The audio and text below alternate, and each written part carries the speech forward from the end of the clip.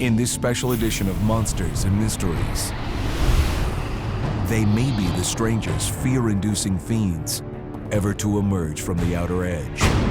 Mysterious men dressed in black. The most troubling thing about the Men in Black phenomena is their covert nature. You never know when they're coming. They're colorless. They're empty. You should be wary. Are they part of some secret government agency, a shadow organization, or are they something weirder? Could they be aliens themselves? There's evidence they may be the oldest evil there is. You're looking at men who represent Satan, the Antichrist, and the false prophet. This begs the question even more: who are the real Men in Black? We've recovered the details of one man's legendary encounter. The story in his own words, lost for decades. And he told me that he was a searcher. A searcher. A searcher. Now, for the first time, an entire episode steps into this dark domain to discover the real Men in Black.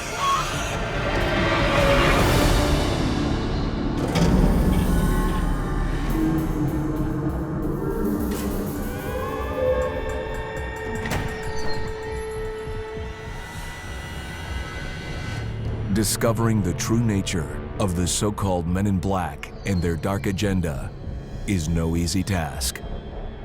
The search could go back centuries and extend worldwide. The hunt could take you through scores of cultures, awash with stories of dark devils, demonic tricksters, and predatory vampires. The Men in Black kind of look like pale-faced vampires. They look like ghouls. They look like something dug up out of the ground. They seem to attract or cause poltergeist activity. So you have an entire subculture that supports the demonic angle for the Men in Black. In America, no area of Men in Black phenomena is more notorious than their connection to UFO activity. Latest evidence in the saucer mystery are these exclusive motion picture films from Louisville, Kentucky.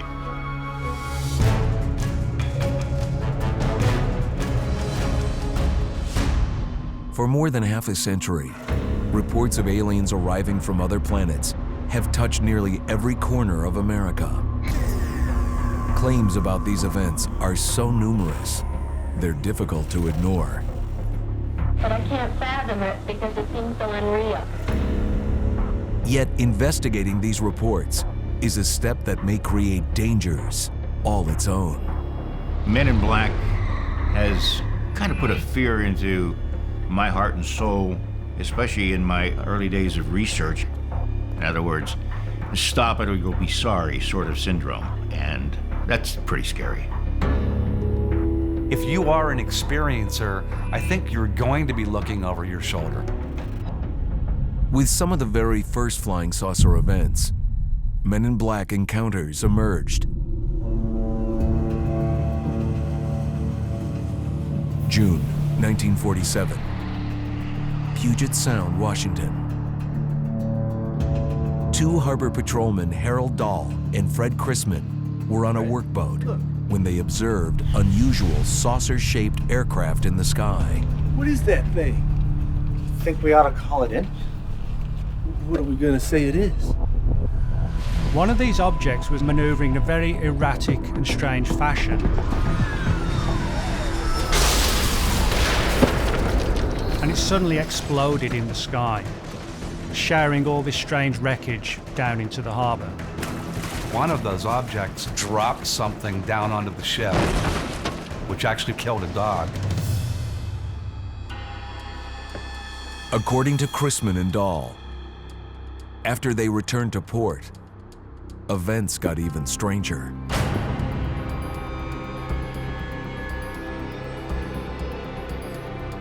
Gentlemen, perhaps you've seen the weather balloon? Balloon? It was a random weather balloon test. Hey man, there was an explosion. Easy mistake. Easy mistake? Nothing to be concerned about.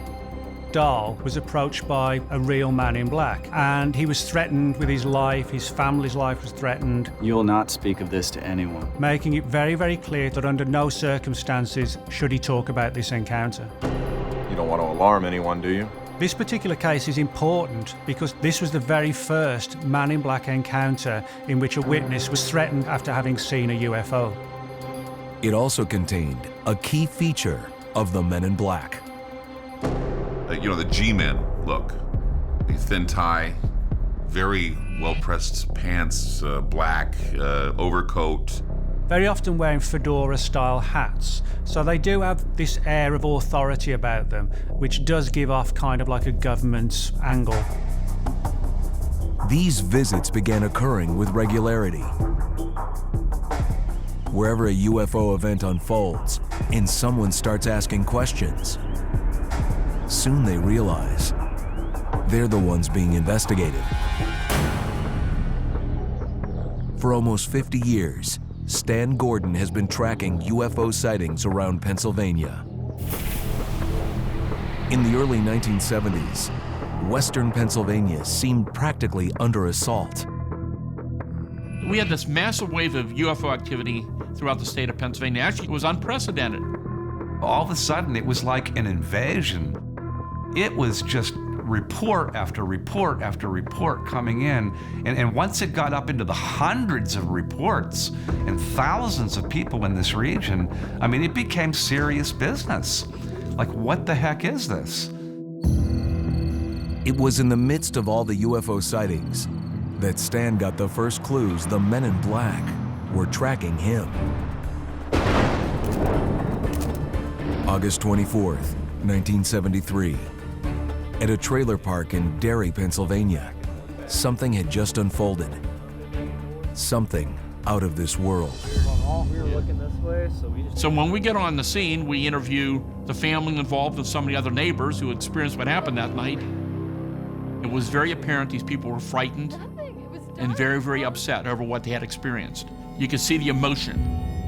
They had seen something that wasn't supposed to exist. We found out that this woman and her son were inside of their trailer. From the back of the trailer, they heard scratching sounds. And also what sounded like baby crying sounds.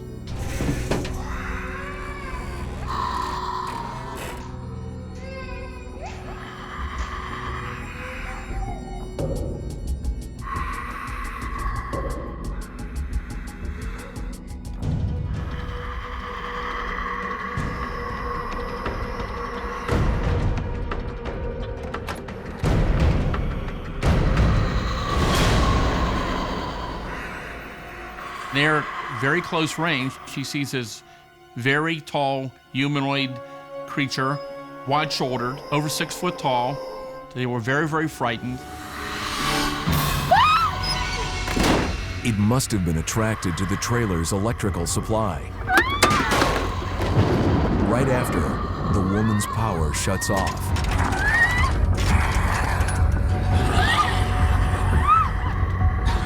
The creature departed, but left some residue behind.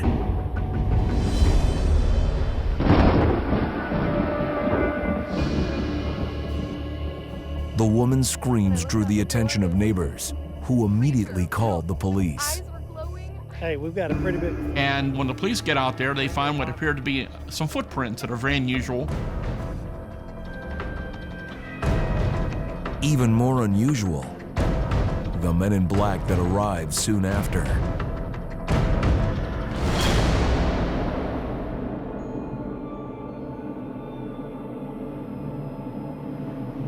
Later that night, Stan Gordon received an urgent call. I'm on the line, and the operator breaks in with an emergency call. Hello, Stan? And the emergency call happened to be from the woman who lived in that mobile home. She said, Someone came to my home. This man here wanted to talk to her about seeing the creature that night. Did the creature leave any evidence? Something on the doorknob. Stan told me to keep it. Who? He said he was with you. He indicated that he knew me. I work with Stan. which of course that wasn't the case. It's okay to give it to me. And if she gave him the samples, he would get them to me. You never knew when the men in black were going to show up, and you never knew how they got their information. He took the sample? He took everything.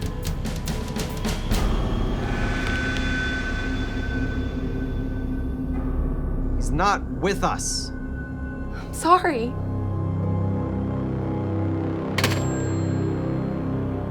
Probably any serious person studying UFOs in that era would have had some at least basic fear that the men in black were always one step away.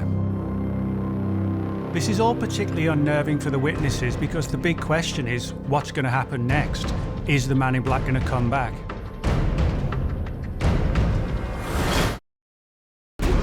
Imagine the unbelievable. Witnessing firsthand an unidentified flying object. As if a UFO encounter isn't shocking enough. For years, stories have circulated about witnesses getting visits from men in black. Gentlemen, perhaps you've seen the weather balloon? The files of UFO researcher Stan Gordon include many investigations suddenly derailed. There's the 1973 case of an apparent alien encounter at a trailer park in southern Pennsylvania. And there's a young boy there, and he's taking Polaroid pictures of the footprints.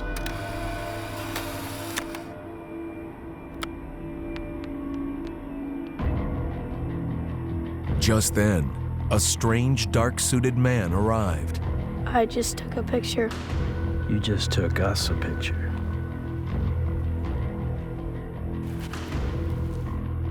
And he makes some kind of an odd comment like, it has been destroyed. My reaction was the concern of who was this man, where did he come from, where are the samples, why did he destroy the evidence at the scene?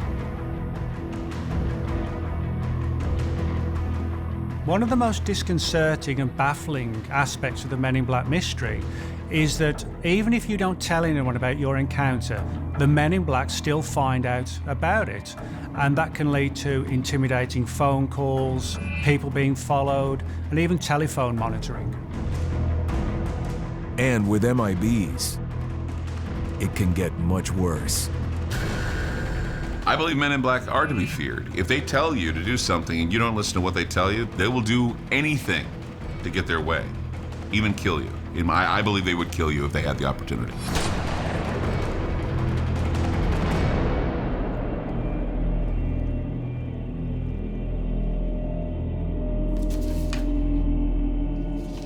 Stan Gordon has seen just how intimidating the Men in Black can be.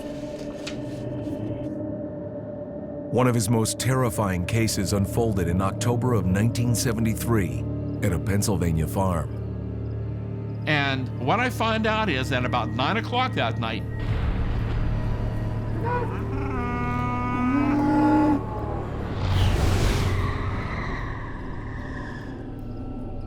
they see this large object about as big as a barn, a big round red sphere, about 100 feet off the ground and hovering.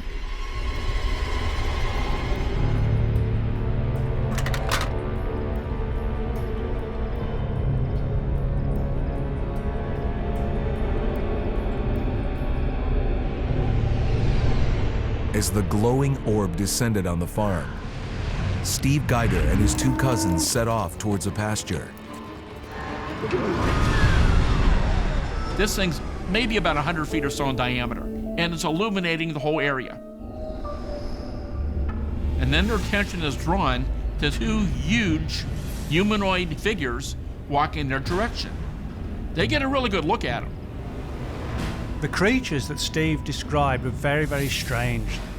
7 to 9 feet tall, arms hanging down past their knees, and they had these weird self-illuminating eyes. There's that flash of light,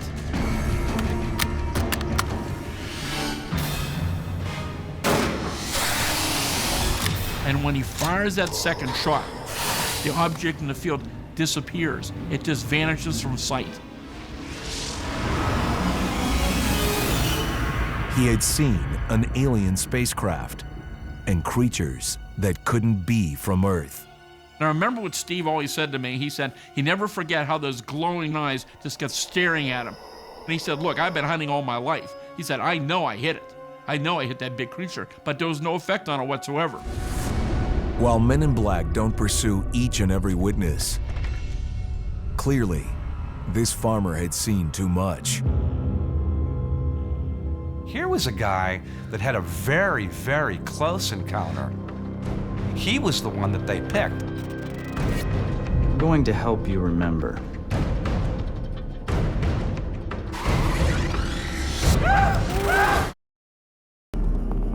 For decades, America has been awash with rumors of mysterious men in black.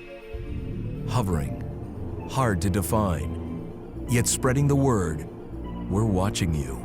When it comes to the Men in Black, what we do know is that UFO witnesses are being actively monitored, watched, and threatened, and that's very frightening for them. It's a scenario that Stan Gordon discovered back in the 1970s when he first started tracking UFO reports. Case in point, one night in October 1973, Stan received an urgent call about an alien encounter at a farm. Like fluorescent green. You can see these marks here. We were sitting on the porch. State troopers were on the scene. The ground is like bright green, so I grabbed my shotgun. And what the trooper tells me is where the object had been on the ground, that whole area is now soft-luminescent and glowing. 100, maybe 150 feet or so in diameter, he estimated. The light coming up from the glowing area is coming up about 12 inches off the ground. Just appeared out of the woods. By the time we got there, and his eyes were glowing. The farm animal still wouldn't go anywhere near that area. As the days passed, Stan Gordon stayed in touch with the farmer, Steve Geiger. And we talked to him about the possibility of doing hypnosis, and he kind of looked at us a little funny and said, why do you want to hypnotize me again? And we said, Steve, we never hypnotized you. As Stan would learn shortly after the UFO incident, Steve was visited by two strange men. One dressed in an Air Force uniform, the other a black suit. He always assumed they were connected to my research group.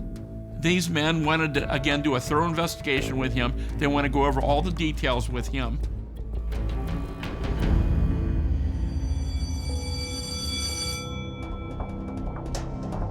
After that, this farmer's world turned upside down. This isn't happening. I'm going to help you remember. Hypnotic techniques were applied.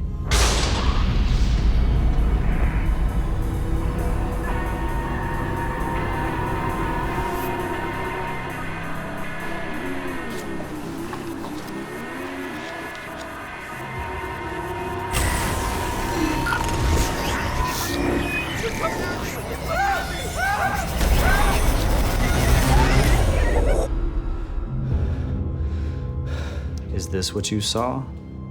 You're not crazy. Everything is perfectly normal. It's really not even worth mentioning to anyone. And they told him he wasn't crazy, that he saw what he saw, that they would be in touch.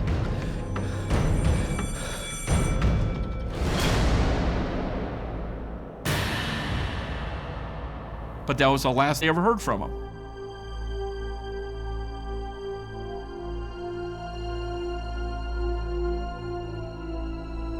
Right away, we knew something unusual had occurred. We had never hypnotized him.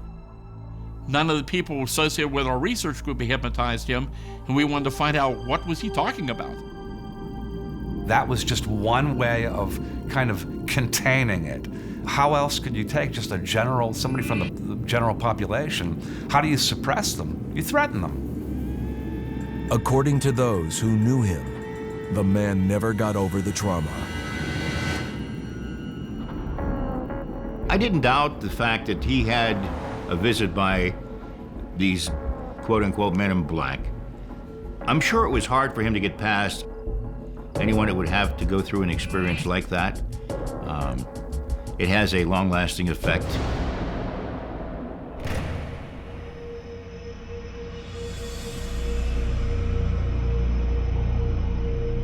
Paranormal researcher Clyde Lewis has no doubts about the Men in Black.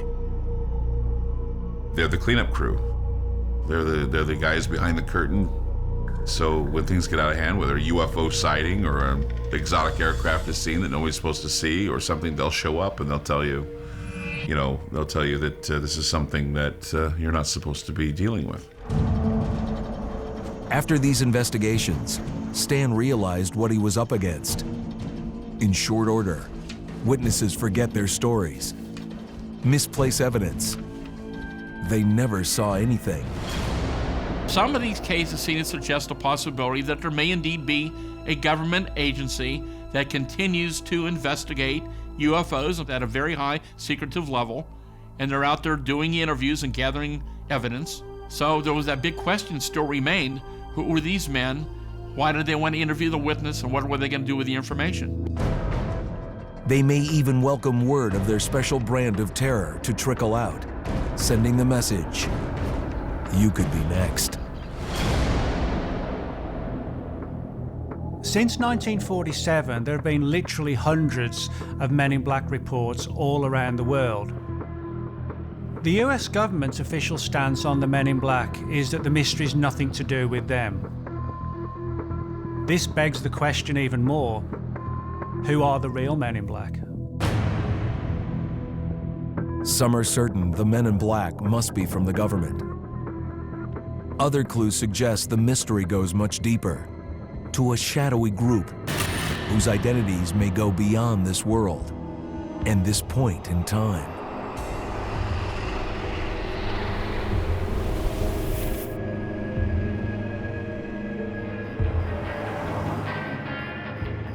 In West Virginia, on the night of November 2nd, 1966, a sewing machine salesman named Woody Derenberger was driving home.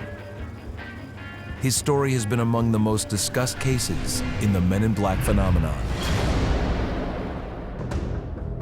Lost for decades, audio tapes of his original testimony were recently recovered. I never have believed in flying saucers before. I honestly never did believe in it. Do you believe in them now? I believe in what I seen last night. I believe it was an alien.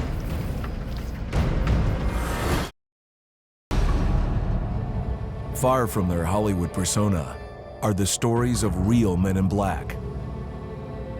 Secretive, sinister, and according to some investigators, they may be extraterrestrials or time travelers from another dimension. That might explain why Men in Black are sometimes seen with odd physical features, as if these aliens haven't quite mastered the human form. Pale skin, tight lips, bulging eyes, they look emaciated, they look anemic, they don't really look human.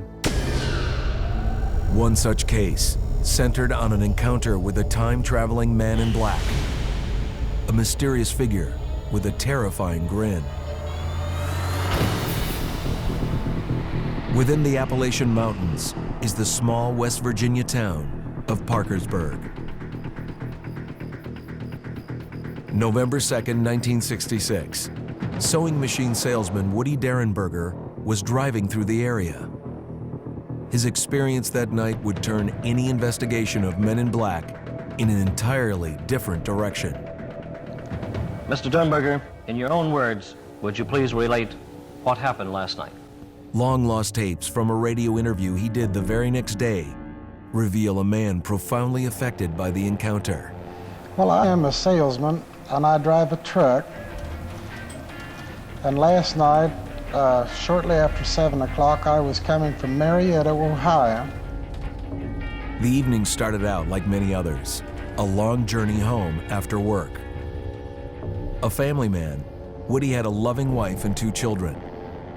Mom and Dad always got along really well. People would call us the Cleavers because of how well our family acted. This night would alter his life. and that of his families forever.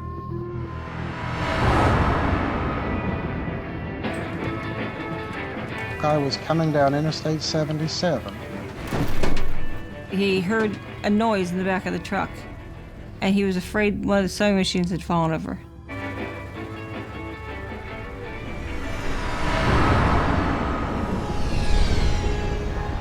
Then, a spacecraft, big as life, landed directly in front of his truck.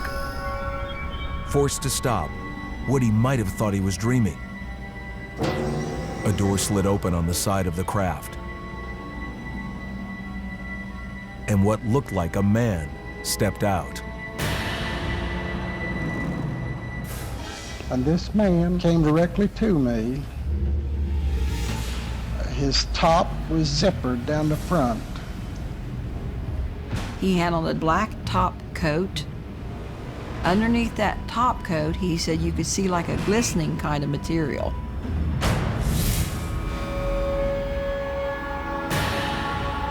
This man had an unusual, spooky-looking grin on his face, struck my father as being scary.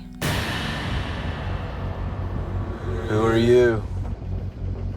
Woody? Do you have a family? Yes. Somehow, Woody was hearing the grinning man speak. And as far as I understand, this was all mental. There were no spoken words that came from him. I knew what he was asking me. And that's what scared Dad first, because he couldn't understand how he's hearing words. This man is talking, but he's not opening his mouth. And he told my father that he was a type of a scout. He told me that he was a searcher. A searcher? A searcher. He asked him a lot of questions, searching for information, searching to see what's going on Earth. Collecting information basic to the Men in Black phenomenon.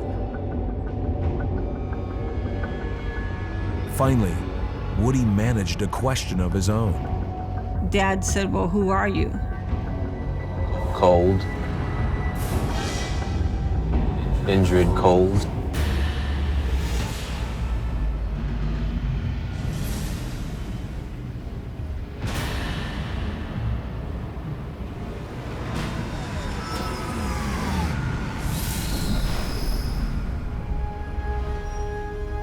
The hatch opened. It hovered there for just a few seconds, and then it shot away at a very high rate of speed.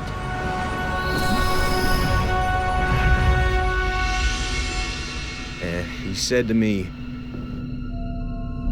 "We will see you again."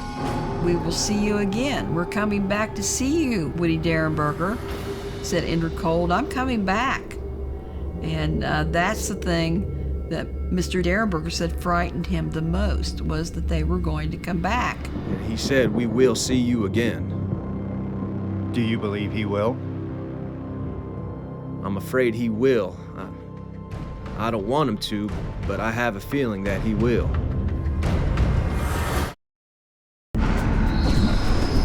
Men in Black. They appear with disturbing regularity, spreading paranoia and fear. What is their true agenda? In 1966, salesman Woody Derenberger came face to face with a most peculiar man in black. And the encounter was just the first of many extraordinary visits. He said, "Mr. Derenberger, we will be seeing you again." You believe he will? I'm afraid he will, and I don't want him to, but I have a feeling that he will.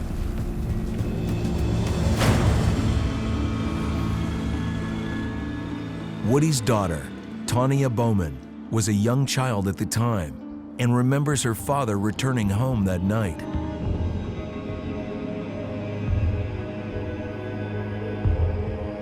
When he walked through the door, we all knew Dad was home. He was white as a sheet. And I've never seen Dad like that, and nothing ever scared my father. My father was a big guy. Mrs. Derenberger said that when he came home, he could not have been any whiter if he had been lying in a coffin. He looked like a dead body. Daddy, what What's wrong? Get to bed now. He told my brother and I that we had to go upstairs and go to bed. So I snuck downstairs and listened to my dad telling my mom the events that happened. You're not gonna believe what happened to me today. Mom told Dad that if he was trying to scare her. It's working. This is what happened. That's when Mom picked the phone up and called the sheriff's department.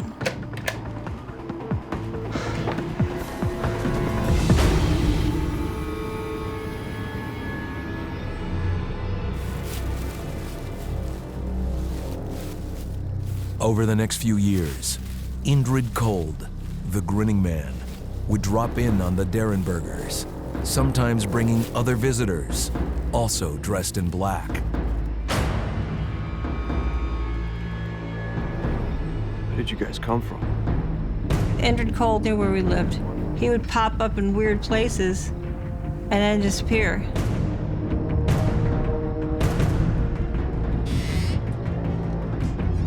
Bring Tanya inside, please. And it was at that point that I wasn't even hardly allowed to play outside because of all the strangers in the area. Tanya, come here. When it comes to the comparisons between Indrid Cold and the Men in Black, there are actually a number of interesting similarities. There's the grinning factor and also the black topcoat. There's the fact that Cold kept coming back to the family home. Mrs. Derenberger, for example, was somewhat concerned by this. Men in Black have made repeated visits to prominent UFO researchers. The effect of these meetings on Woody Derenberger was life-changing. What was most fascinating was that in the wake of these events, Derenberger began to develop very keen senses of ESP. This totally freaked his wife out because he was able to tell her, say for example, if she was out shopping, who she spoke to, where she went, what she'd bought at the store, things like that. We're dealing with some type of otherworldly, non-human beings who were interacting with this guy, causing him to have all kinds of odd things happen to him. In the late 1960s, there were at least 4 separate sightings of the grinning man in black. It raises the question, who really was Indrid Cold? And what was his agenda? He was another sort of an MIB, Indrid Cold. He is there to tell you that something is about to happen. These guys, they see themselves as custodians. They see themselves as being part of, pushing our evolution in the right direction. In this view, the Men in Black have always been around, secretly shaping events on Earth. Who are they? Who are they? I believe that they come back and they check on, progress. So if I had to say who Indrid Cold was, I would say Indrid Cold was probably our brother from another world. While some imagine Men in Black are benevolent guardians, other clues point to a much darker agenda.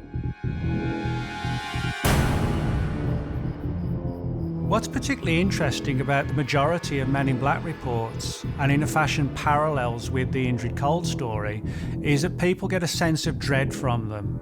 And also there are a number of reports where the Men in Black are seen grinning.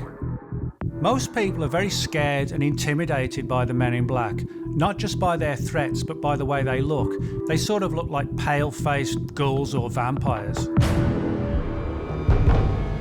Now, there's evidence the Men in Black might be even scarier than imagined. The oldest evil there is. Demons called forth by the devil himself.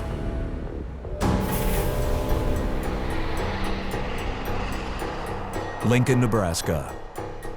Reverend Dr. Ray Boucher is an ordained pastor of 25 years and a paranormal investigator. I'd investigated cases, numerous cases, of people who'd had these kinds of encounters. I never expected that something like that would happen to myself. One afternoon in 1987, Boucher and two colleagues began searching through files documenting an infamous Men in Black case.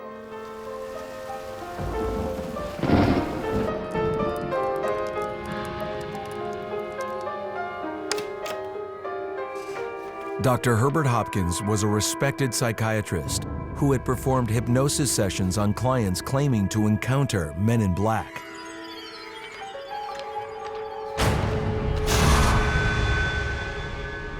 Good evening, Dr. Hopkins. I need to speak with you about your work. This individual, dressed in a black suit, begins to question him generally about this UFO case.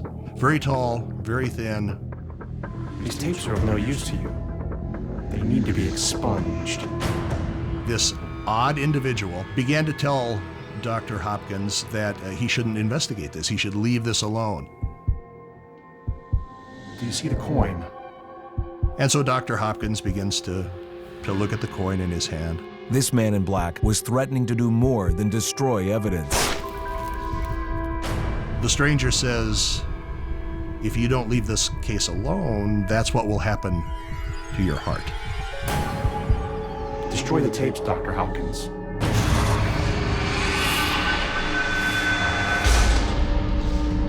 That was the threat that was made by the Man in Black to Dr. Hopkins. If you continue, I'll cause your heart to vanish. Dr. Hopkins was, again, absolutely terrified. Absolutely terrified. And he followed the stranger's instructions and burned all of his records, burned his tapes of the hypnosis sessions and so on, and was extraordinarily traumatized by that event.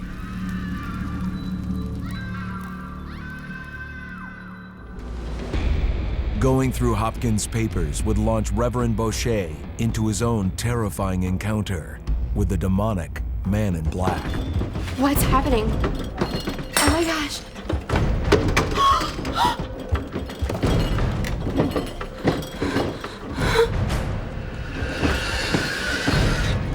And we sat there with our eyes fixed straight ahead. It was this incredible wave of terror that gripped all three of us.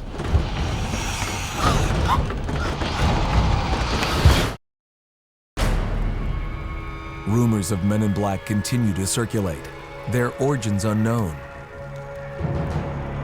Some suggest these dark figures are much more sinister than we ever thought. The biggest thing that appears to put them in the realm of the demonic is the fact that they seem to be more of a spiritual being in nature, a supernatural being, and threats that seem to carry very much a sense of malevolence.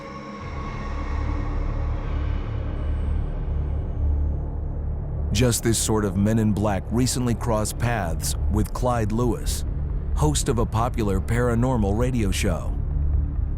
That encounter was bizarre. He had a black hat, he had a black overcoat, white shirt, black tie, and he didn't look like he belonged there. Hey, mister. Can I bum a cigarette? I don't smoke. Whatever. That he was gone. He had disappeared. I figured, oh my gosh, these guys are following me. Or they're observing me, something's going on. And it was very unnerving. Clyde had every reason to feel apprehensive. I tried to take a picture of him with my cell phone, and when I snapped the picture, and I had it right on him. I put my cell phone on the guy, tried to snap the picture. He's not there. And it just, I thought, how can that happen? How can I put my cell phone right there, arms away, snap the pic, nothing. And I was blown away. A Man in Black suddenly vanishing is one thing. It's even worse when he unexpectedly appears.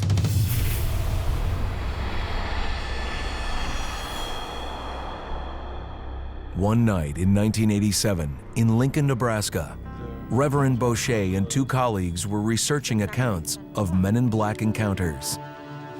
We were at a long table, And we were sorting through these documents into some kind of rational order so we could really begin to examine them. Yeah, exactly like it says in the book. And as we sat there, I began to be aware of just a very uneasy feeling. It may have been unwise to delve too deeply into the misdeeds of the men in black.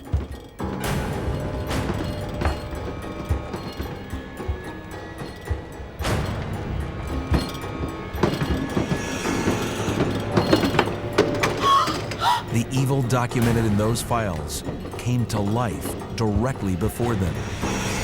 It was this incredible wave of terror that gripped all three of us. And we just sat there, unable to move. Satisfied it had terrified its victims, this demonic man in black vanished into thin air. When three of us have exactly the same experience at exactly the same time, in exactly the same circumstances, it begins to make me wonder, what sort of external force came into play there to cause this to happen. Something the three of us never forgot. We've never forgotten that. What the heck was that? I have no idea. After this harrowing encounter, Reverend Boucher suspended the group's research into the men in black. It is definitely a traumatic event that no one wants to remember, no one wants to talk about, and everyone who's experienced it wishes they could forget. And the scars never go away. They never go away.